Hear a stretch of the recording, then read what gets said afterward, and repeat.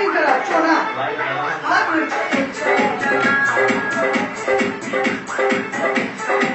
क्या हुआ क्या मजा ऐसा लिख था कि देखे वाला पागल हो गया बोल ना म्यूजिक भाई संतोष शर्मा म्यूजिक बाय संतोष शर्मा।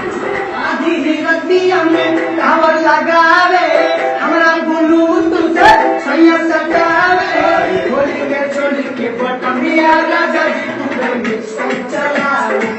होली के चोली के बटमिया राजा जी तू में सब चलावे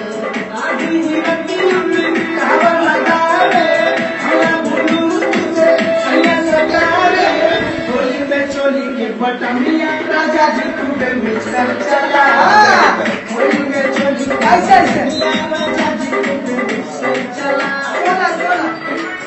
हाँ वाह